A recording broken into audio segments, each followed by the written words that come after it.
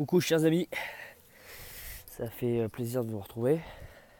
C'est pas très français ce que je viens de dire. Enfin bon, le cœur y est, vous l'aurez compris. La petite vidéo aujourd'hui un peu fourre-tout. Bon, j'avais fait 2 millièmes de seconde auparavant une vidéo, mais je me suis rendu compte que j'avais pas bloqué le truc sur le téléphone qui fait que la vision tourne. Donc c'est pas très agréable pour vous de voir d'un seul coup, d'être obligé de tourner la tête pour voir le plan. Donc je refais cette vidéo. J'avais retrouvé encore une salade toute flétrie ici. Et donc je disais que j'avais trouvé la solution grâce à Fab qui m'avait donc donné la réponse, qui était le topin. Un petit ver de couleur paille qui s'amuse à ronger les racines des végétaux. On peut voir, hein, c'est bien creusé, il n'y a pas de souci. Donc Fab, j'ai creusé comme tu m'as expliqué. Et je crois que j'en ai retrouvé un. Je pense que c'en est un, je sais pas. Bref. J'ai creusé, j'en ai pas trouvé des masses, j'en ai trouvé un petit. Je trouvais un petit ver qui à mon avis pourrait correspondre. Donc je te le montre. Parce que je l'avais filmé tout à l'heure en live direct, mais voilà. Ça ressemble un peu à... On dirait limite une chenille verte, je sais pas, c'est assez bizarre. J'ai trouvé que ça sur à peu près 20 cm de profondeur. Donc voilà. Celle-là aussi qui, à mon avis, flétrie, qui, je pense, va subir la même chose que ces précédentes. On est quand même à 4 voire 5 plants déjà dévorés. Les deux qui ont été remplacés par les cressonnettes, un ici, un autre là et un là. Et peut-être 6 bientôt. J'espère pouvoir manger au moins une feuille de chêne dans le lot. Pas sûr. Je tenais à remercier aussi Ludo du potager du Bienheureux. Merci à toi Ludo pour ta petite dédicace sur ta dernière vidéo sur les courgettes. Dédicace à la vallée du potager. C'est très sympa à toi. Et voilà, je te retourne l'appareil. Allez voir la vidéo, pas aller voir la vidéo, allez voir la chaîne de Ludo, le potager du Bienheureux. Il a un super espace de jeu, vous allez voir, c'est extraordinaire, il a de quoi s'amuser, et il a de quoi s'occuper aussi. Et puis c'est un gars du Cantal, moi je suis du Puy-de-Dôme, c'est le cœur de l'Auvergne. Donc n'hésitez pas à aller voir mon compatriote, super sympa, qui a des choses à nous apprendre aussi. Merci à toi Ludo, encore pour ta petite dédicace vidéo. Voilà donc aujourd'hui vidéo consacrée aussi essentiellement sur les limaces. Parce que vous savez qu'il y a matière chez moi, ceux qui suivent les vidéos le savent. Et je vais vous montrer qu'il y a vraiment matière. Parce que si vous vous souvenez des aubergines que je vous parlais la dernière fois qui étaient déjà dévorées, et ben on les cherche là maintenant. Voilà, on va voir ce qu'il en reste. Donc hop. Voilà. Je suis là contraint d'aller chercher directement des plants. Alors il me reste 3 petits plants maison. Mais le problème c'est qu'ils sont petits, donc si je les plante, elles vont me les dévorer, et il n'y aura plus aucune feuille pour faire la photosynthèse. Et ce sera mort. Donc achat en jardinerie dès cet après-midi de plants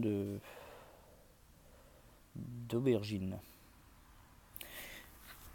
Et pour compléter la collection attaque de limaces, je vais vous montrer les mini concombres. Si vous vous en souvenez, eh ben, il n'en existe plus rien. On peut voir que les pauvres ils n'ont pas eu de chance quoi. Donc là je vais être obligé d'en racheter. Et je ne sais pas ce que je vais faire, je vais essayer de trouver un contour de façon à ce qu'elle ne monte pas, un contour couvert, j'en sais rien, il faut que je réfléchisse à ça parce que là c'est devenu... Ou alors de mettre autre chose que je vais vous exposer sous peu.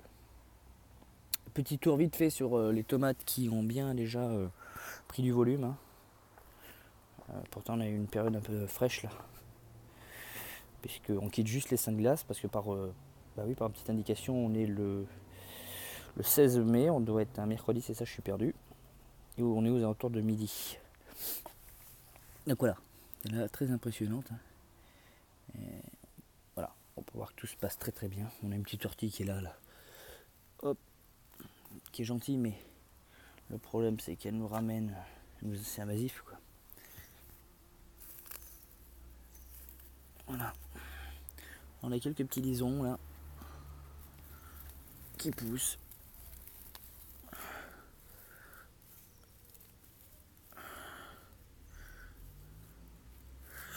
Voilà donc la planchette de grenobloise, elle pousse. Alors je sais pas trop comment je vais m'en démerder, enfin m'en débrouiller. Ceux qui ont suivi la dernière vidéo sur la maladie des oignons, bon voilà, on a remplacé les oignons par la laitue cressonnette du Maroc ici, et une autre vague va arriver là, que je pense mettre de la grenobloise ce coup-ci. Voilà. Quoi d'autre à vous montrer si, là aussi, cette petite courgette jaune qui a été plantée juste hier. On peut voir déjà l'attaque féroce des limaces. Donc là aussi, il va falloir qu'aujourd'hui je fasse quelque chose. Mais très très rapidement. Parce que sinon, on va se retrouver vite dépassé. Je ne mangerai pas une seule courgette jaune, quoi. Pas une seule. Et je tiens à en manger puisque j'ai acheté cette variété pour essayer. Pour voir s'il y a une différence de goût et tout. Mes haricots qui sont là, qui ont subi, comme je vous le disais, les attaques répétées des limaces, je vais dire des courgettes, des limaces, qui repartent, on voit en feuilles sur le dessus, ça a tendance à redécoller, donc je suis assez content parce que je me suis dit, ça va être une catastrophe. Donc quand ça va prendre de la hauteur, ça va le faire, mais ça retarde la croissance, quoi. Donc ça c'est problématique. C'est problématique. Il y a une vraie vie souterraine, on peut le voir. Il y a des bestioles de partout.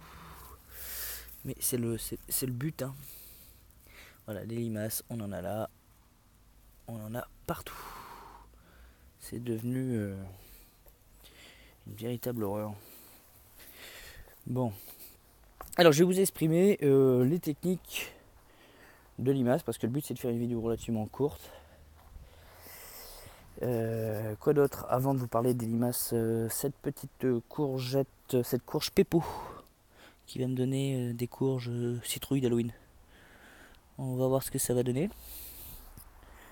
La courgette se porte bien ici. Celle qu'on a là aussi se porte bien. Là, ce qu'elles attendent, c'est la chaleur quoi, pour grossir. Ah si, j'ai retiré tous les radis. Je vous les montre. Et j'ai placé les tomates cerises comme je vous l'avais dit. Donc là, je vais pouvoir pailler maintenant. On a 5 plants de tomates cerises qui viennent de la ferme de Sainte-Marthe. La variété, je me souviens plus du tout. Je l'ai pas sous les yeux. Si vous la voulez, demandez-moi là, je vous la donnerai. Il n'y a aucun souci. J'ai, comme je vous le disais l'autre jour, des plants de curcubitacées qui sont là, qui ont poussé tout seuls, je ne sais pas d'où ils apparaissent, et des plants de pommes de terre. Donc je vais laisser faire. Peut-être que les pommes de terre là-bas au fond, je les enlèverai peut-être pour pas que ça soit trop invasif pour les je vais y arriver, les haricots, mais je vais laisser faire. Je veux que ce soit un peu à son style quoi. J'ai pas trop envie de régir, structurer le potager. Enfin, il est déjà assez structuré comme ça. Je laisse faire la nature. Voilà. Nos haricots sont sortis ici. On peut les voir. Donc là, j'avais un gros haricot dans le temps. Je sais pas si vous vous souvenez. Et le vent a malheureusement fait son œuvre. Donc voilà. Voilà, on a fait le tour vite fait du potager, enfin sur ce qu'il y avait de nouveau. Pas grand chose à vous présenter d'autre pour le moment.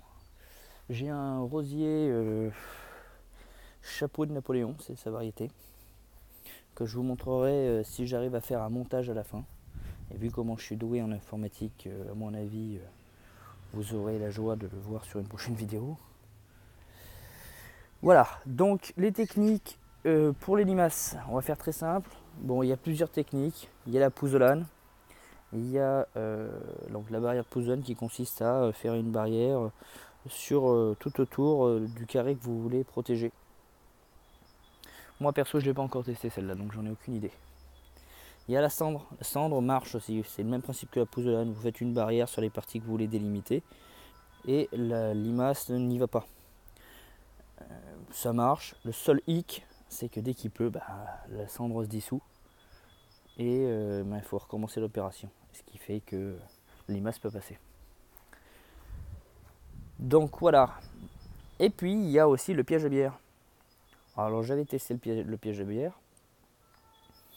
C'est sympa, ça marche au début, puis arrive un moment, ça marche plus parce qu'elles ont compris le truc, quoi. Du coup, elles évitent le piège à bière, elles y vont plus et elles continuent à dévorer ce qu'il y a à dévorer. Donc voilà. Et puis il y a certains diront que c'est pas bien, d'autres diront que c'est bien. Moi je me suis tâté pendant très très longtemps le féramol. Pour ceux qui ne connaissent pas, c'est un granulé qui va tuer la limace, quoi. Un granulé qui fait que la limace est attirée, donc elle dévore le granulé et c'est un coupe-faim. Elles ont plus faim et elles vont se ranger dans leur tanière et elles meurent dans leur tanière. Ce qui fait que vous n'avez pas de traces de mucus, vous n'avez pas de corps apparent et vous êtes débarrassé des limaces.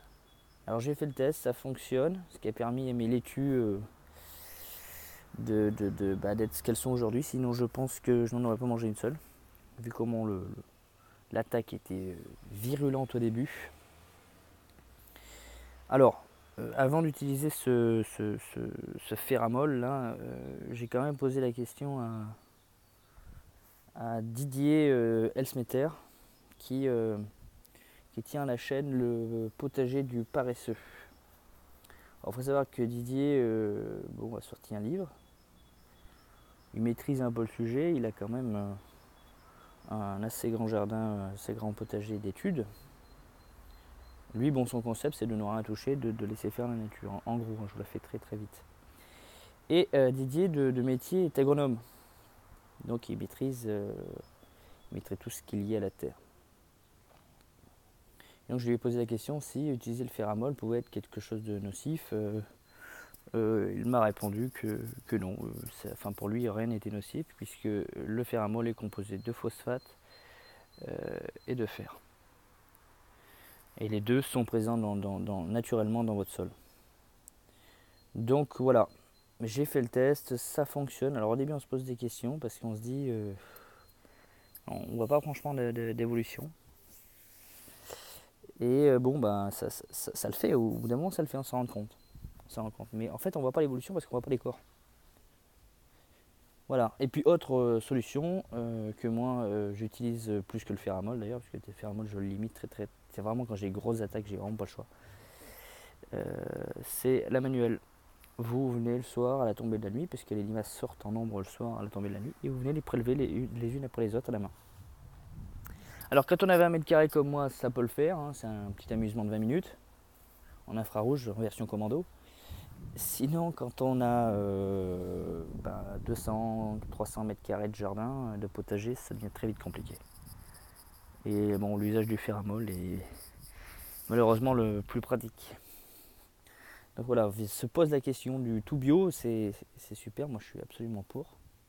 Mais alors après il y a aussi l'équilibre de la nature, il faut savoir respecter la limace, c'est-à-dire que la limace est utile dans un jardin, mais il faut savoir aussi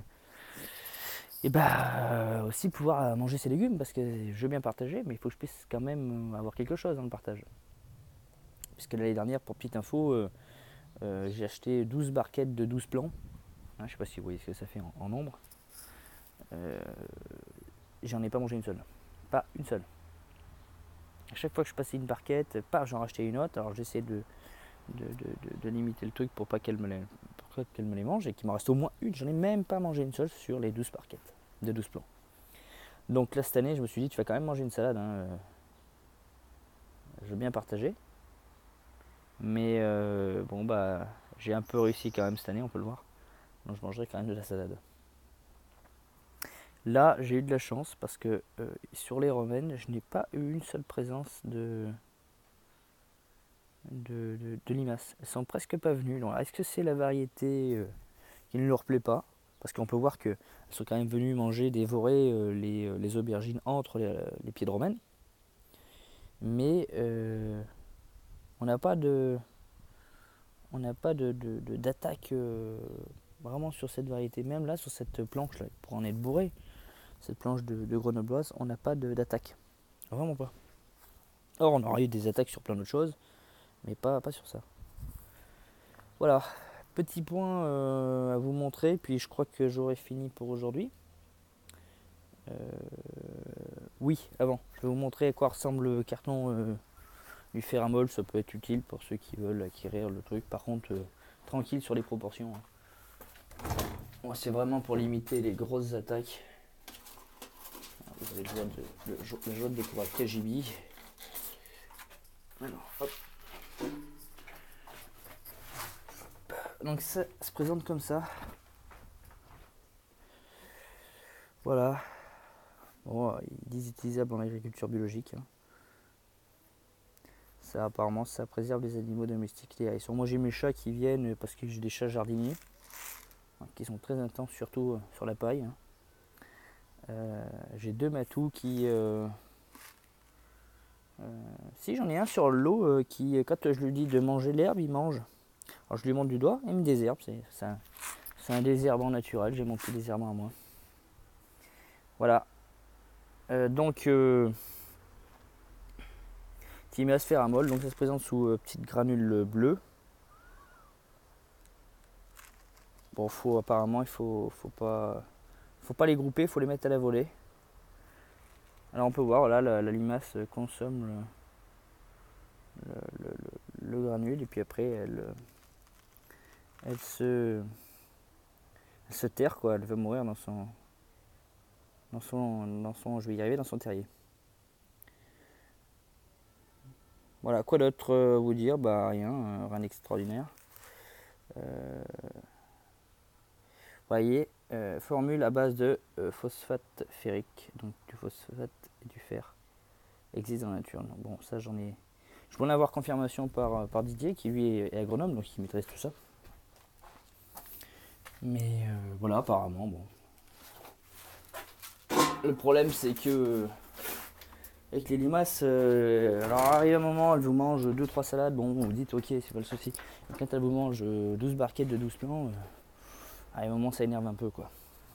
Mais bon, c'est le jeu de la nature aussi, quoi. Voilà, le persil qui lui est en train de monter en graine. C'est tout. J'ai pas grand chose à vous montrer pour le moment. Je vous ferai peut-être une petite vidéo quand j'aurai 5 minutes sur le récupérateur d'eau et puis en même temps sur un petit tour de potager, quoi. La tour de pomme de terre se porte très bien. Donc voilà. Écoutez, je vous embrasse et puis je vous fais des gros bisous. Et puis portez-vous bien et puis bon potager à tous. Voilà. Ciao.